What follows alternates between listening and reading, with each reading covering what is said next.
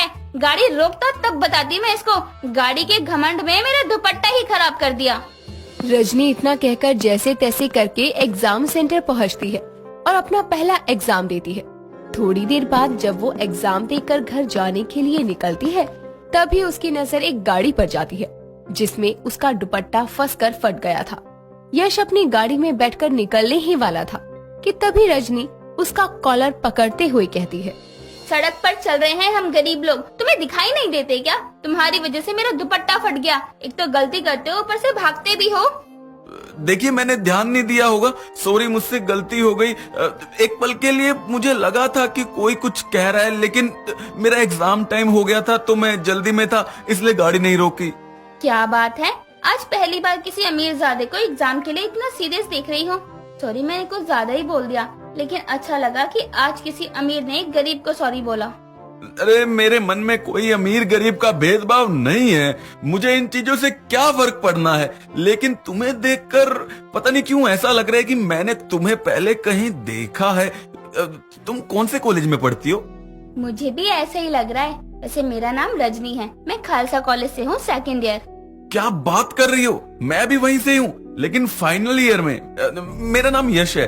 बताओ, एक ही कॉलेज में होने के बाद हम यहाँ एग्जाम सेंटर के बाहर मिल रहे हैं। चलो कोई बात नहीं, ठीक है, फिर मुलाकात होगी। अब मैं चलता हूँ। यश इतना कहकर अपनी गाड़ी में बैठकर वहाँ से चला जाता है। कुछ देर बाद रजनी भी अपने घर आ जाती है। ऐसे ही कुछ दिन और बीतते हैं। तभी एक दिन रजनी एक कमरे की खिड़की के बाहर खड़ी, जहाँ उसके बगल वाले एग्जाम के सब्जेक्ट की क्लास चल रही थी, वहीं पर नोट्स लिख रही थी। तभी यश वहाँ आता है और पीछे से उसके कंधे पर हाथ रखते हुए कहता है, अरे रजनी, तुम यहाँ खिड़की पर खड़ी होकर नोट्स क्यों लिख रही हो? क्लास में जाओ ना, अगर तुम्हें नोट्स ही लिखना है तो। नहीं नहीं, मैं नहीं जा सकती। इस क्लास की फीस बहुत ज्यादा है, जो कि मेरी औकात से बाहर है, इसलिए मैं बाहर से ही क्लास ले रही हूँ। वैसे भी जरूरत तो क्लास लेने की है ना, फिर चाहे वो मैं इसी रूम में बैठ कर लूँ या धूप में खिड़की के पास खड़ी होकर। लेकिन तुम यहाँ कैसे? वो वैसे कि इस रूम के बगल वाले रूम में नेक्स्ट एग्जाम की प्रिपरेशन चल रही है मेरी। और वैसे भी ये ट्यूशन यहाँ का बेस्ट ट्यूशन सेंटर है। जानती हूँ, इसलिए आई हूँ, क्योंकि मैं यही 2 गली छोड़कर रहती हूँ। अरे तुम फोन से पढ़ाई क्यों नहीं करती हो? आजकल तो सब कुछ ऑनलाइन है, सबकी क्लासेस ऑनलाइन ही हो जाती है। मैं भी अगर ट्यूशन नहीं ले पाता ना, तो ऑनलाइन ही तो पढ़ता हूँ। तुम अमीर हो, कुछ भी कर सकते हो, लेकिन हम जैसे गरीब लोगों के पास एंड्रॉइड फोन नहीं होते। जितने का एंड्रॉइड फोन आएगा, उतने में तो हमारे पता नहीं कितने काम निपट जाएंगे। रजनी इतना कहकर वहाँ से चली जाती है, जिसके बाद यश अमीर वर्सेस गरीब के एग्जाम के बारे में सोचता हुआ अपने आप से कहता है, कितना फर्क है गरीब और अमीर के एग्जाम में।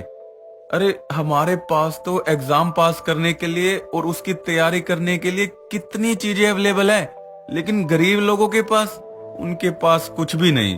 फिर भी पढ़ाई में वो हमसे कई गुना ज्यादा अच्छे होते हैं।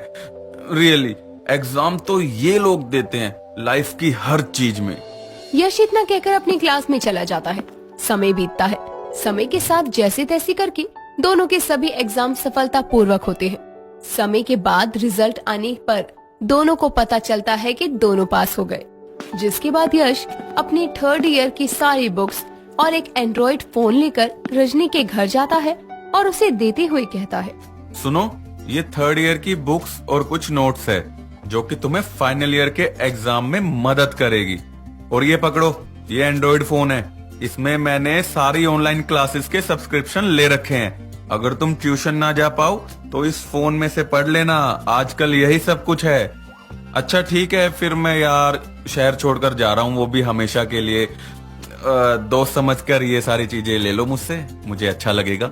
यश की बात सुनकर रजनी उसकी दी हुई चीजें लेने से मना नहीं कर पाती और उसके हाथों से सारा सामान ले लेती है, जिसके बाद यश वहाँ से चला जाता है और पहली बार किसी अमीर की वजह से किसी गरीब का भला होता है। क्या लगता है दोस्तों, क्या यश ने जो किया वो सही किया?